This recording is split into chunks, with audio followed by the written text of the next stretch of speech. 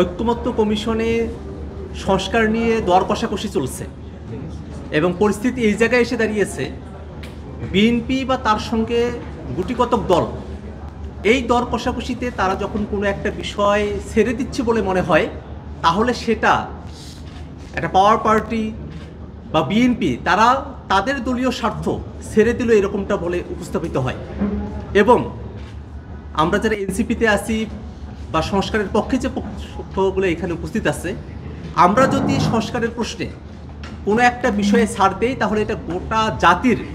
স্বার্থ সেখানে ছাড় পড়ে যায়, গোটা জাতির স্বার্থ সেখানে কাটা পড়ে যায়। বাংলাদেশে 24-এর অভ্যুত্থানের মধ্য দিয়ে যে নতুন বাংলাদেশের স্বপ্ন আমরা দেখেছিলাম, যে বাংলাদেশে গণতান্ত্রিক রূপান্তর ঘটবে, রাষ্ট্রের যে অর্গানগুলো আছে সেখানে ক্ষমতার ভারসাম্য থাকবে, বিকেন্দ্রীকরণ থাকবে, জবাবদিহিতা থাকবে, সেই জায়গাগুলোকে নিশ্চিত করার জন্যই মৌলিক সংস্কার প্রয়োজন। আমরা দেখছি যে আজকের আলোচনাতেও সেই মৌলিক সংস্কারের বাস্তবতা থেকে আমাদেরকে অনেক দূরে থাকতে হয়েছে। যখন হাউজে রাজনৈতিক দলগুলোর মধ্যে এনসিসির বিষয়ে আলোচনা হলো, এনসিসির বিষয়ে আপত্তি আসলো যে নামের ভারেক্কি থাকে, তখন নামকরণের জায়গাটাকে শিথিল করে ঐক্যমত্য কমিশন সেটাকে সাংবিধানিক এবং সংবিধিবদ্ধ প্রতিষ্ঠানের নিয়োগ কমিটি হিসেবে সেটাকে উপস্থাপন করেছে। কিন্তু তারপরে আমরা দেখলাম বিএনপি এবং তার সঙ্গে গুটিকতক দলের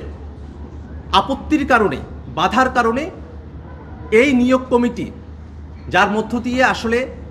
নির্বাচন কমিশন, দুর্নীতি দমন কমিশন, কর্ম কমিশনের মতো প্রতিষ্ঠানগুলো সেখানে নিয়োগ স্বাধীনভাবে সম্পূর্ণ হবে, সেই জিনিসটাকে বাস্তবায়ন করা সম্ভবপর হলো না। একই সাথে আমরা দেখি উচ্চকক্ষের আলোচনা যখন এসেছে, প্রায় সবগুলো রাজনৈতিক দল উচ্চকক্ষে ভোটের অনুপাতে তারা পিআর সিস্টেমে সেখানে প্রতিনিধিত্বের কথা বলেছেন। কিন্তু আমরা দেখলাম যে সেটাও আজকের যে হাউস সেখানে বাধার মুখে পড়েছে। সংবিধান সংশোধন সেটা যেন এক দলের না হয়ে যায়, একটা দল চাইলেই যেন সংবিধানকে সংশোধন করে ফেলতে না পারে, যেটা আমরা অতীতে দেখেছি। এই কারণে সংবিধান সংশোধনের জায়গাটাকে আমরা প্রস্তাব করেছি যে নিম্নকক্ষে 2/3, উচ্চকক্ষে 2/3 এবং বিশেষ বিশেষ কিছু আর্টিকেলের ক্ষেত্রে সেগুলোকে গণভোটে গিয়ে তারপরে সংবিধান সংশোধন হতে হবে। কিন্তু আমরা দেখছি যে উচ্চকক্ষেও 2/3 মেজরিটিতে সংবিধান সংশোধন করা হবে, এই প্রস্তাবের পক্ষেও বিএনপি সহ অন্য কিছু রাজনৈতিক দল তাদের মতামত আমরা পক্ষে দেখছি না।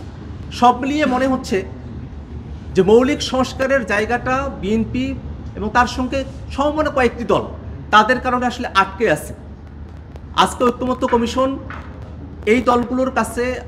আবার আহ্বান রেখেছে, তারা যেন তাদের ফোরামে আলাপ আলোচনা করে এই প্রস্তাবগুলোর সঙ্গে তাদের একাত্মতার জায়গাটাকে তারা পুনর্বিবেচনা করে। আমরাও একই কথাটা বলতে চাই, এত মানুষের রক্তের ভিতর দিয়ে আমরা যে নতুন বাংলাদেশ পেয়েছি, সেই বাংলাদেশে কোনো একটি সরকার ক্ষমতায় এসে নির্বাচন কমিশনকে যাচ্ছেতাইভাবে ব্যবহার করতে পারবে, দুর্নীতি দমন কমিশনকে যাচ্ছেতাইভাবে ব্যবহার করতে পারবে, সরকারি কর্ম কমিশন এবং অন্যান্য সাংবিধানিক এবং সংবিধিবদ্ধ প্রতিষ্ঠানগুলোতে তাদের ইচ্ছা মতো, মর্জি মতো দলান্ধ ব্যক্তিদেরকে নিয়োগ দেবে, তাদের মতো করে সেই প্রতিষ্ঠানগুলোকে ব্যবহার করবে, বিরোধী মতকে দমন করবে